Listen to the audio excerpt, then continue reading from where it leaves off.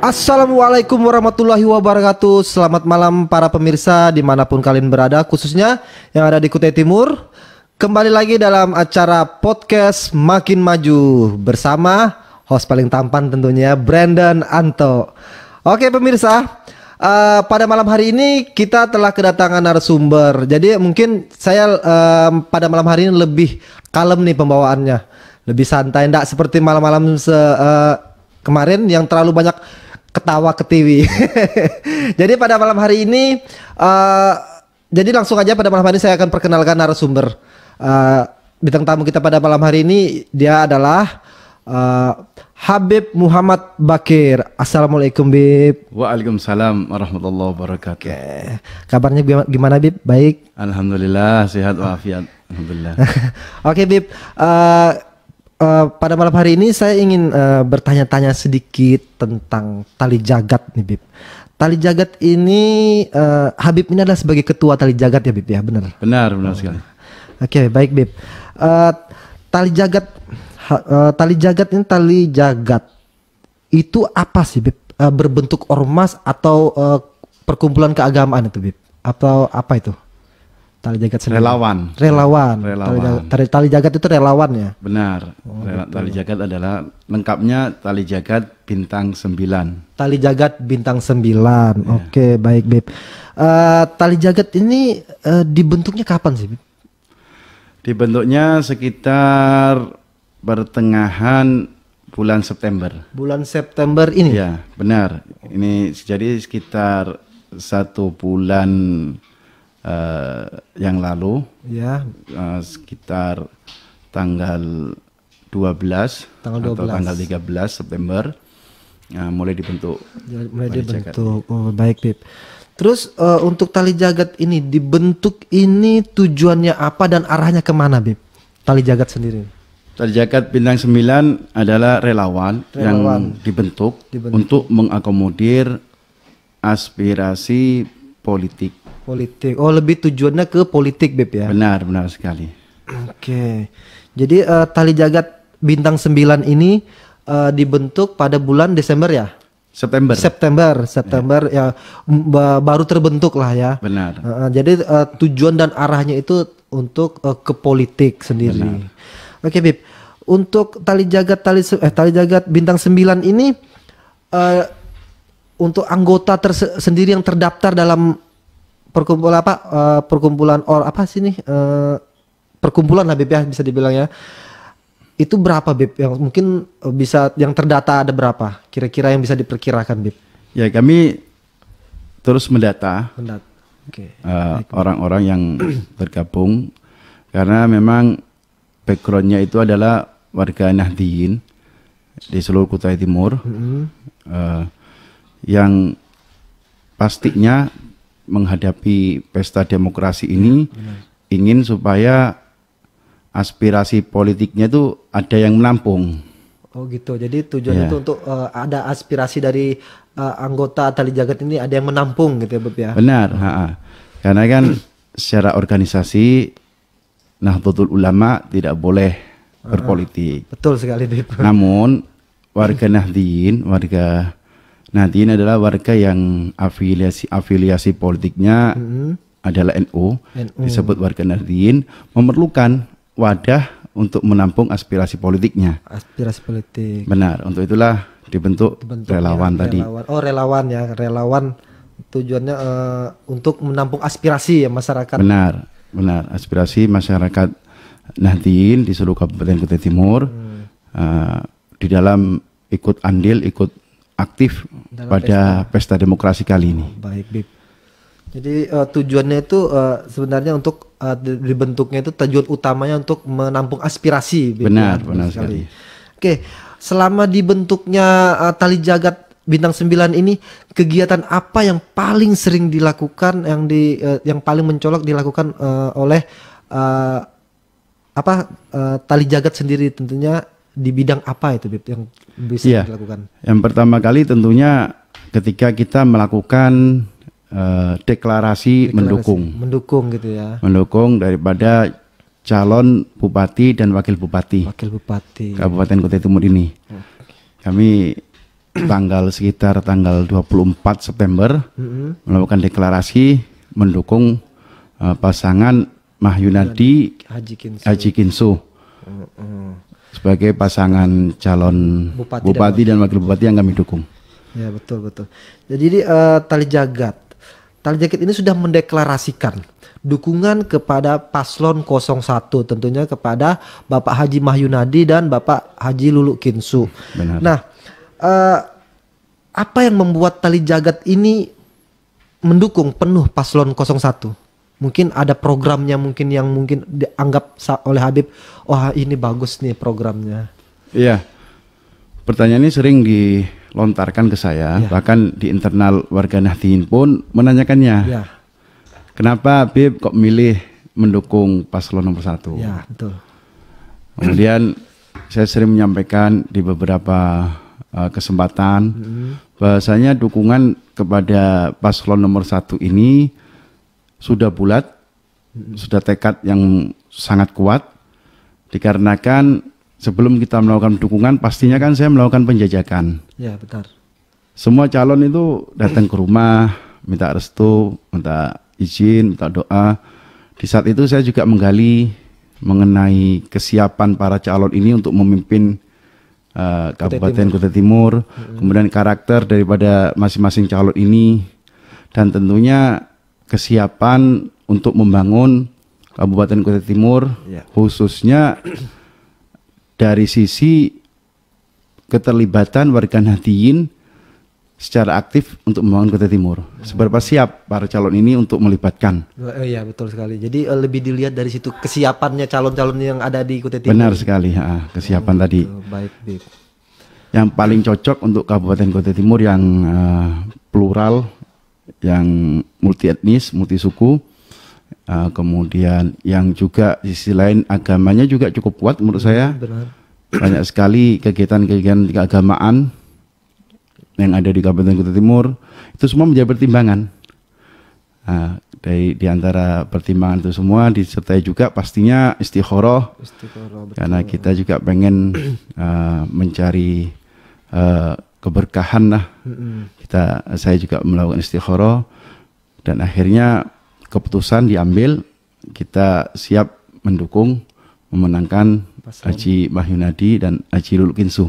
Betul, sekali, baik. Jadi tujuan kenapa mendeklarasi mendukung penuh, karena ada pertimbangan-pertimbangan yang sudah matang lah dari pihak. Iya, pastinya seperti itu. Sama juga kita juga melihat juga visi dan misi ke depan daripada masing-masing paslon ini seperti apa, dan juga kita melihat juga diantaranya ya faktor-faktor yang spesifik. Diantaranya kan kita menginginkan supaya calon ini memiliki kedekatan lah dengan warga Nahdien, yang paling bisa dekat, yang paling siap dengan warga Nahdien di Kutai Timur. Gitu. Baik, Dik, terima kasih atas penjelasannya. Mungkin pemirsa sudah sedikit paham mengerti kenapa Tali Jagat Bintang 9 ini mendeklarasikan dukungannya kepada paslon 01. Mungkin sudah penjelasan sudah mungkin mewakili lah pertanyaan-pertanyaan masyarakat Kutai Timur khususnya yang bertanya-tanya nih. Gini, Beb, tapi Habib ini adalah seorang tokoh agama yang terpandang di Kutai Timur. Nah, tapi ada yang mengatakan, kenapa sih seorang tokoh agama terlibat di dunia politik? Nah, bagaimana tanggapan Habib nih tentang yang mempunyai pendapat seperti itu? Saat ini sudah waktunya kita, menurut saya dan juga saya juga mengikuti perkembangan politik secara nasional, sudah waktunya tokoh-tokoh agama untuk terlibat aktif dalam politik. Karena apa? Yang jelas dalam kehidupan bernegara itu semua keputusan diambil melalui langkah-langkah politik. Contoh seperti undang-undang, kemudian Perpub atau mungkin yang Perda. Itu semua kan diambil melalui suatu langkah-langkah politik, suatu aksi-aksi politik, baik itu melalui legislatif maupun melalui eksekutif. Sehingga kita harus sadar betul itu. Jadi tidak benar menurut saya tidak benar jikalau saat ini tokoh-tokoh agama dijauhkan dari dunia politik. Betul. Menurut saya seperti itu. Mungkin ada orang yang berpendapat berbeda, silahkan. Cuman di dalam kita mengayomi umat atau melayani umat dan juga kita membimbing umat, itu tidak lepas dari kehidupan bernegara. Aturan-aturan yang ada di suatu pemerintahan, di suatu kabupaten, kemudian di suatu negara atau ruang lingkupnya yang lebih kecil di kabupaten, itu tidak lepas itu kita mengikuti aturan-aturan tersebut. Seperti contoh sederhana, ketika kita akan mendirikan yayasan majelis taklim, kita pastinya mengikuti aturan yang ada seperti apa. Atau saat ini ketika ada pandemik, ketika kita akan melakukan suatu majelis, tentunya kita mengikuti arahan dari pemerintah. Ini semua sangat erat kaitannya. Sehingga apa yang kita lakukan di dalam membina umat ini sangat erat sekali dengan aturan-aturan pemerintah yang ada.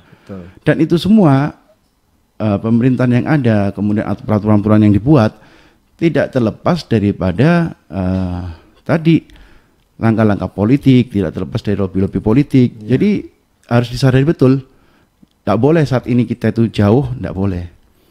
Dan bahkan saat ini kita itu bisa menguatkan langkah dakwah kita jikalau kita ikut juga mempengaruhi politik yang ada.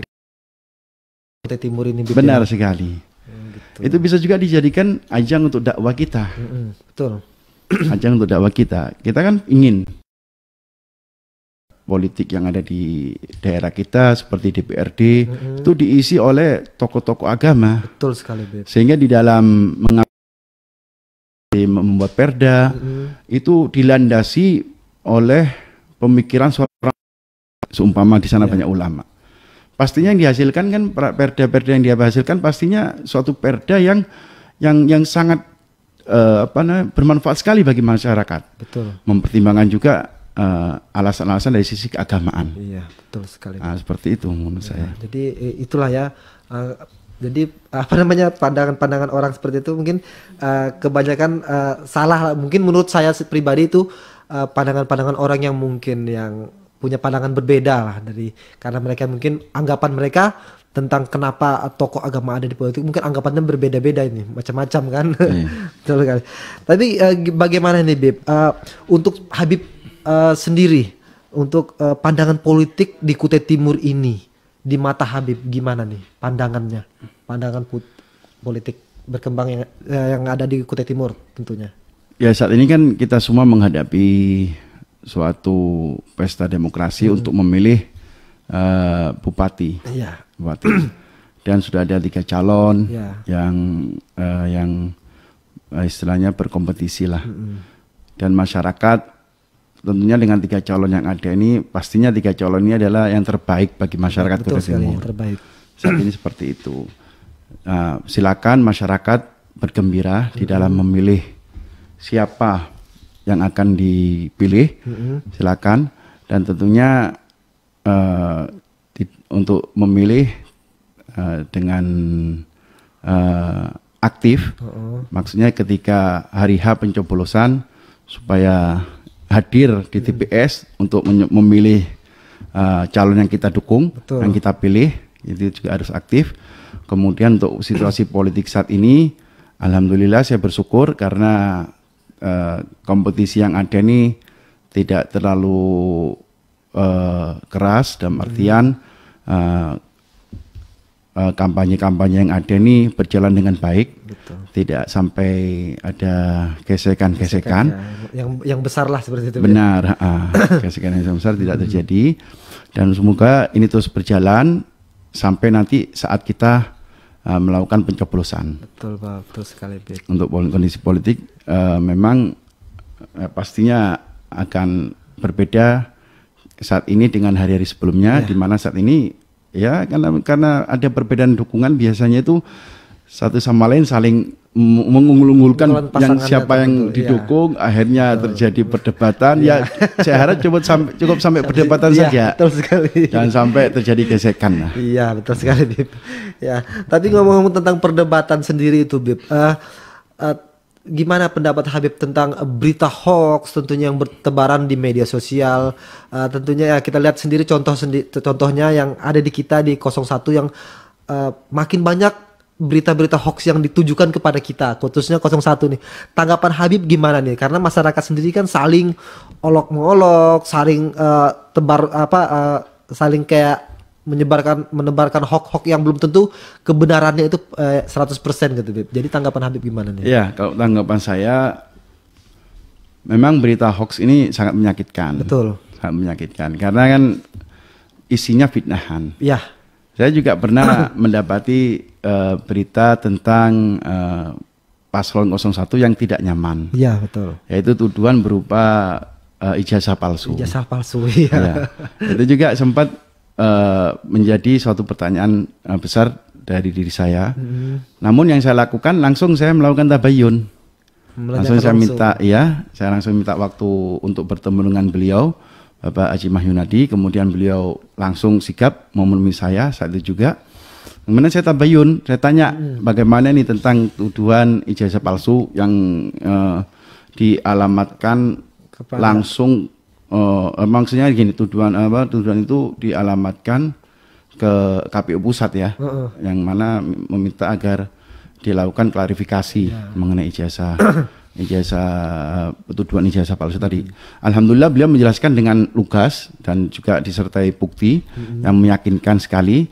Alhamdulillah itu akhirnya justru menurut saya ya sangat bagus supaya orang juga bisa tahu bahwasanya beliau ini tidak benar adanya tuduhan tadi, sekaligus menampik hoax-hoax yang ada. Iya, betul. Jadi biar tidak terlalu melebar lah, karena hoax ini disambung lagi ke hoax ini. Jadi makin banyak hoax jadi bertebaran. Benar sekali. Ya. Saya meminta supaya yang biasa menebarkan hoax itu supaya berhentilah. Iya, betul sekali. Tidak perlu memfitnah orang gitu kan. Karena apa? Hoax itu ya hanya akan fitnah kan nanti dampaknya itu akan negatif. Ya, betul. Namanya juga fitnah kan dampaknya akan negatif. Lebih baik dihentikan, lebih baik kita berkompetisi secara jurdil ya, jujur dan adil. Silakan berkompetisi dengan baik, menawarkan program-program, menawarkan visi dan misi ke masyarakat, melakukan sosialisasi dengan semangat dan dengan gembira, tanpa perlu menjatuhkan pihak yang lain. Saya rasa seperti itu seharusnya. Ya, seharusnya seperti itu. Betul itu, Bib. Jadi buat pemirsa mungkin yang tentunya yang orang pertama yang menyaksikan ini nanti yang menyebarkan hoax, tolonglah dihentikan hoaxnya, karena itu bukan cuma untuk diri orang lain, untuk diri kita sendirilah, karena ya itu kembali lagi dosalah yang ditanggungnya.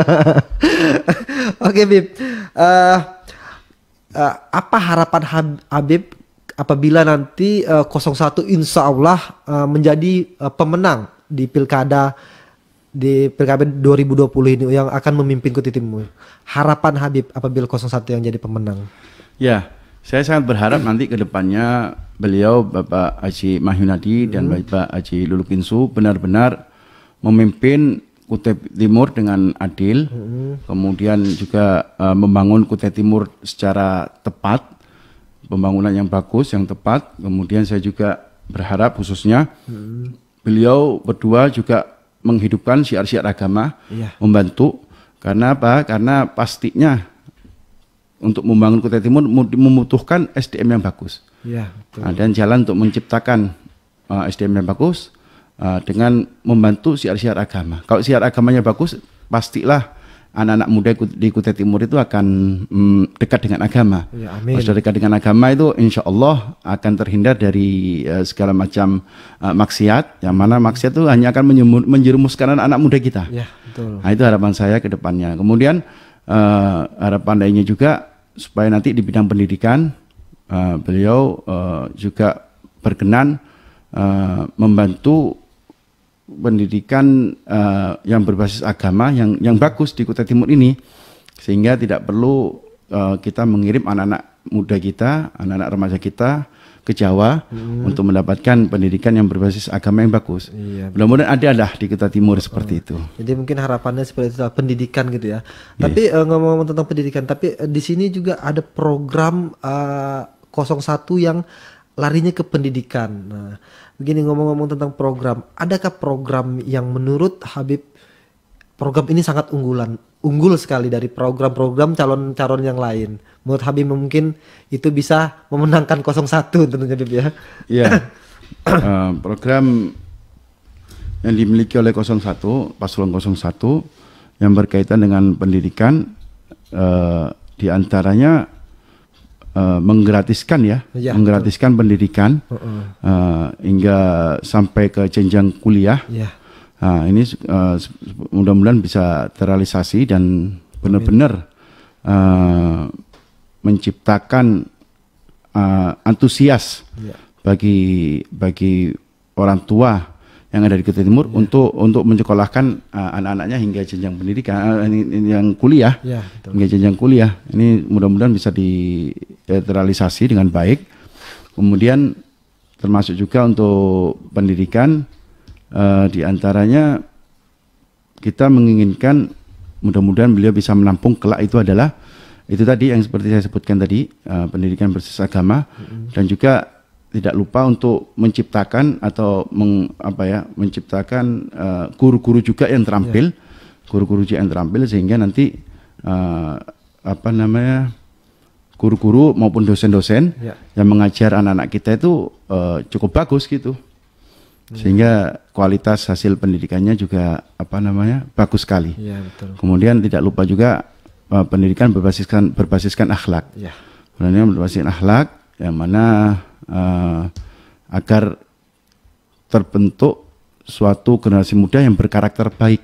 Betul. Karena ilmu saja kan tidak cukup, tapi juga harus disertai dengan akhlak yang baik, sehingga karakter anak-anak muda kita nanti ke depannya itu jadi baik sekali. Betul. Dan satu lagi yang juga saya mendengar langsung dari beliau, bahwasanya beliau akan mendukung program Al-Quran untuk menjadi semacam ekstrakurikuler di seluruh sekolah-sekolah negeri yang ada. Mudah-mudahan ini jadi terrealisasi dengan baik, karena kalau sudah Al-Quran membumi di Kutai Timur, amin, sudah pasti itu nanti menjadi daerah yang maju. Karena Al-Quran itu erat kaitannya dengan kemajuan. Betul sekali. Oke, baik Beb, mungkin sudah waktu juga sudah hampir habis ini, jadi tapi Habib mungkin ada pesan-pesan untuk masyarakat Kutim, pesan-pesan untuk masyarakat Kutim dalam menghadapi pilkada ini agar tetap aman dan damai. Ada pesan-pesan nggak, Habib? Ya, pesan saya kepada seluruh masyarakat Kutai Timur, berbeda dalam pilihan itu wajar. Namun jangan menjadikan perbedaan itu pemutus silaturahmi kita. Malah justru jadikanlah perbedaan ini memperkaya hasanah kita. Ada satu teman saya mengatakan, jangan sampai politik ini menjadi pemutus silaturahmi. Malah justru jadikanlah politik ini menjadi sarana untuk bersilaturahmi. Jadi seperti itu pesan saya kepada masyarakat.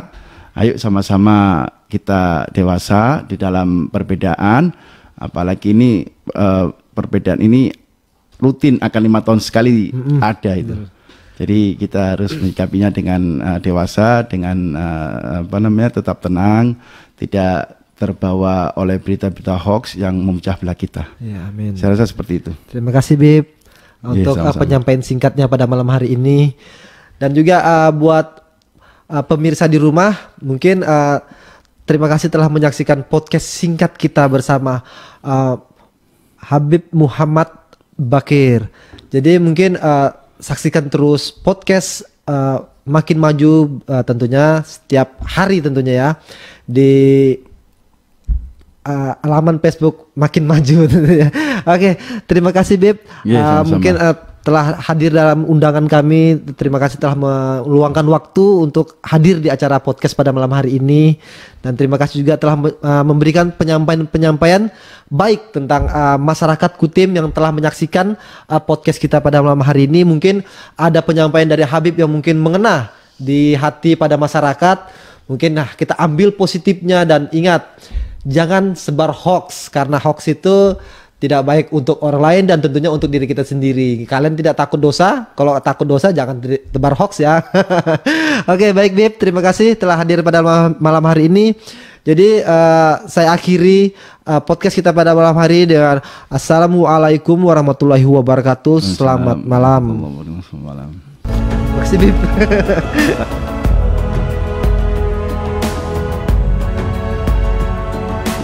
Makanya, jangan lupa tanggal 9 Desember, pilih nomor 1 Mahyuna Dikinsu.